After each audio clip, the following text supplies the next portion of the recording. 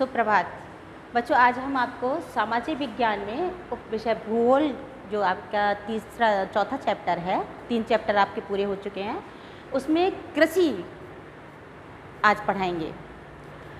जैसा कि हम सभी जानते हैं कि भारत में एक कृषि प्रधान देश है। भारत में कृषि बहुत अधिक की जाती है। यहाँ पर 2/3 जनसंख्या कृषि पर ही आधारित है। कृषि के जो प्रकार हैं वो विभिन्न प्रकार के पूरे भारत में होते हैं।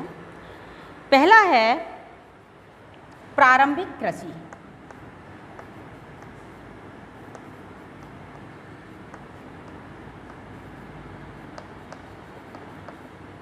जैसा कि इसका नाम हमें दिखाई दे रहा है कि प्रारंभिक कृषि, जब पहले शुरू में आदिम समाज था उस समय में कृषि की जाती थी। वो कैसे करते थे कि एक स्थान पर सफाई करके उसमें बीज आदि डालकर कृषि उत्पन्न की, और जितनी उसकी पृथ्वी की उर्वरा शक्ति है, जितनी मिट्टी में उर्वरा शक्ति है, उतनी उसको प्राप्त किया, और उसके पश्चात वो उस जगह को जब वो उर्वरा से रहित हो जाती है तो आगे उसमें दूसरी कृषि के लिए दूसरे स्थान पर स्थानांतरित हो जाते हैं। ऐसी कृषि कुछ ऐसे समाज हैं जो अभी बहुत अधिक सभ्यता पे उन्नतशील नहीं हुए हैं। तो ऐसे जैसे असम है, असम की कुछ आदिवासी जनजातियां हैं, और अरुणाचल प्रदेश है, नागालैंड है, ऐसे कुछ प्रदेशों में इस प्रकार की कृषि की जाती है। इस कृषि को झूम खेती भी कहा जाता है। झूम खेती का मतलब एक स्थान पर कार्य किया और वहाँ से उर्वरा शक्ति समाप्त हो जाने के बाद दूसरे स्थान पर पहुँचे, दूसरे के बाद तीसरे स्थान पर पहुँचे। ऐसी कृषि जो होती है उसको झूम खेती भी कहा जाता है। दूसरी जो कृषि है वो है गहन कृषि।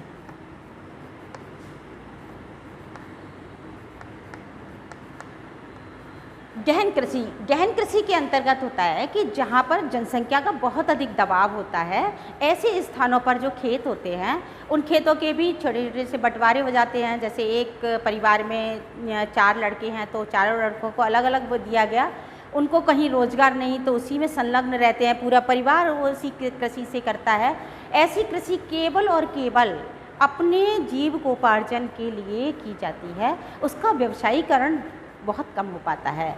ऐसी जो गहन कृषि होती है वो परिवार के जीवन यापन के लिए अधिकांशतः कृषि होती है, क्योंकि सभी को एक उन्नतशील कृषि करने की जो चेष्टा होती है वो सामूहिक परिवार के अंदर नहीं होती है, केवल अपना भरण पोषण करते हैं। ऐसी कृषि को गहन खेती कहते हैं। तीसरी है वाणिज्यिक कृषि।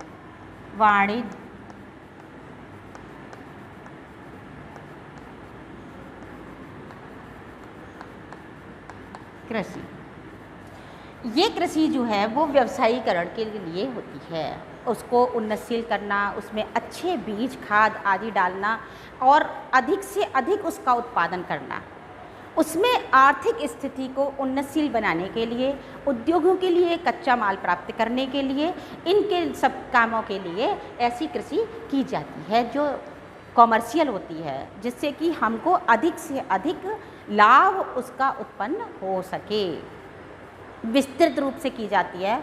जैसे आपने देखा होगा कि फार्म हाउस बने हुए होते हैं, आपको ये सबसे ज़्यादा मिलेगी पंजाब और हरियाणा के अंतर्गत। पंजाब और हरियाणा में फार्म हाउस में बहुत अधिक अच्छे बीज खाद डालकर उन्नतशील खेती की जाती है।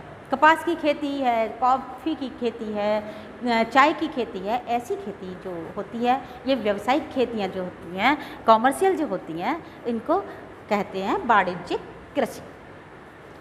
अब हम आपको बताएंगे कि ये जो खेती होती है, जो वर्ष भर में, पूरे वर्ष में कितनी प्रकार की खेती की जाती है और कौन कौन से अनाज उसमें उत्पन्न किए जाते हैं। आप सभी जानते होंगे, छोटी कक्षाओं में आपने पढ़ा होगा कि कौन कौन सी फसलें होती हैं। रबी की फसल, खरीफ की फसल और जायद की फसल। फसलें 3 प्रकार की होती हैं। फसलें 3 होती हैं। पहली है रबी की फसल,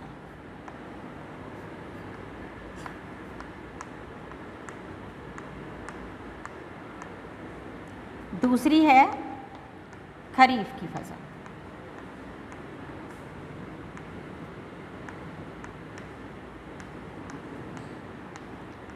और तीसरी है जायद की फसल।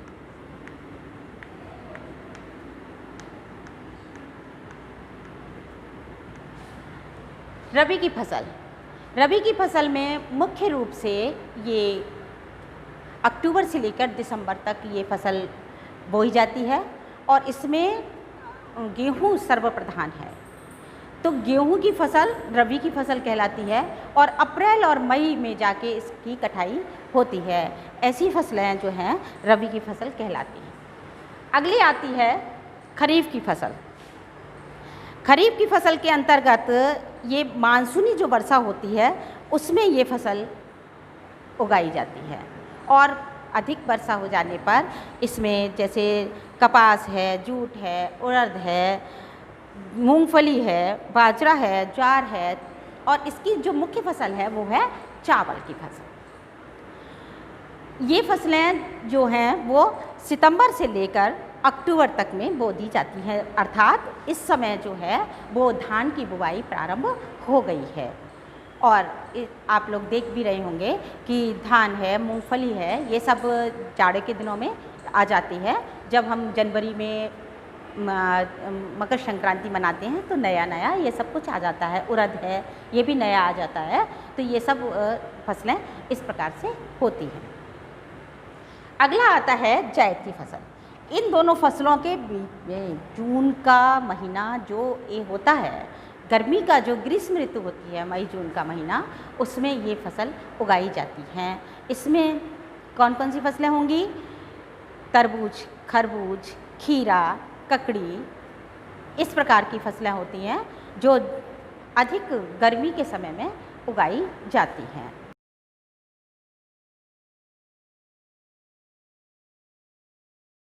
अब हम आपको खरीफ की फसल में सबसे पहले चावल के बारे में बताएंगे। जैसा कि हम सभी जानते हैं कि भारत में गेहूँ और चावल का उत्पादन सर्वाधिक होता है। चीन के बाद चावल का दूसरा स्थान भारत का है। चावल उत्पादन भारत में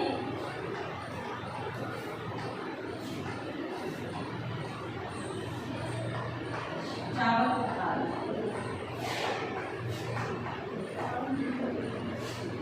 इसके लिए तापमान की जो आवश्यकता पड़ती है,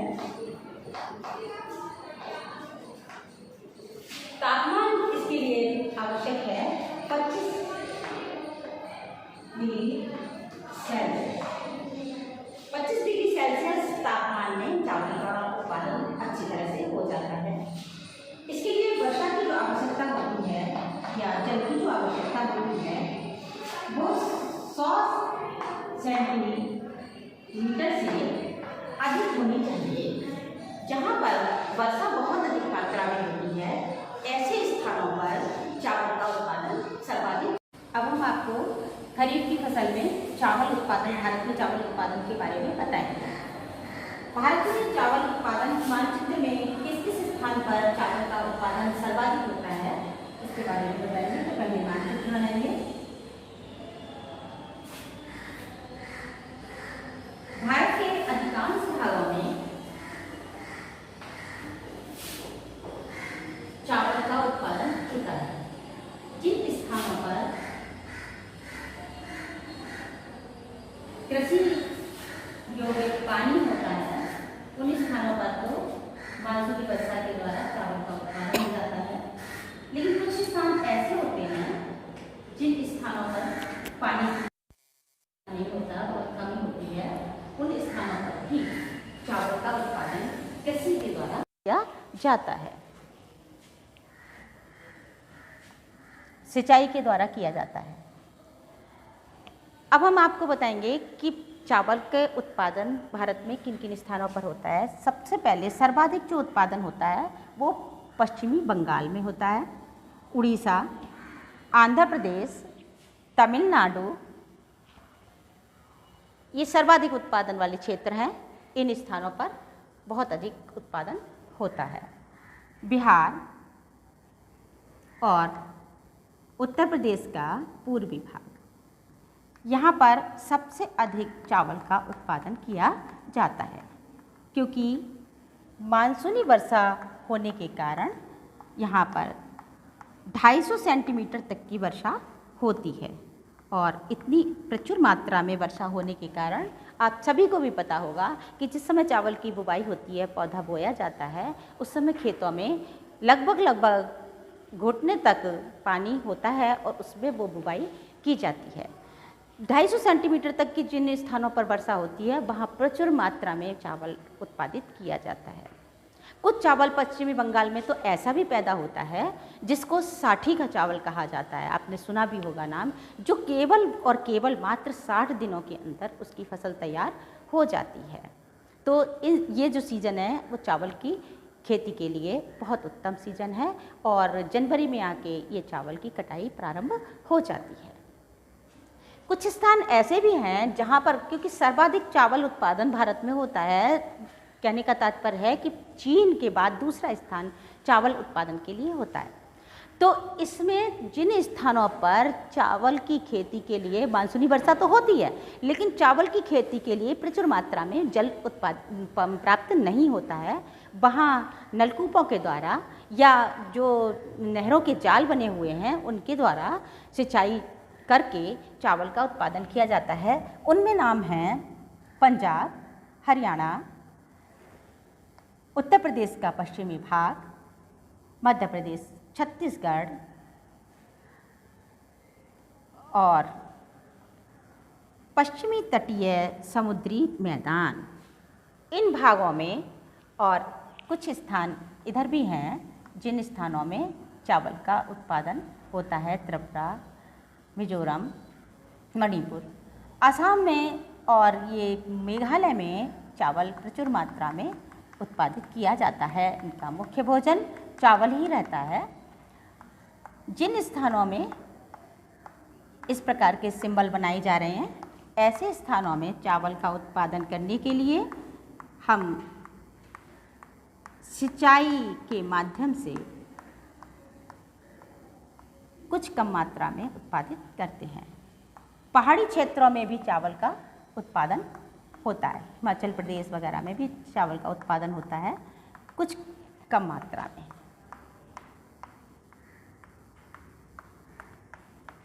ये था चावल के उत्पादन का विवरण।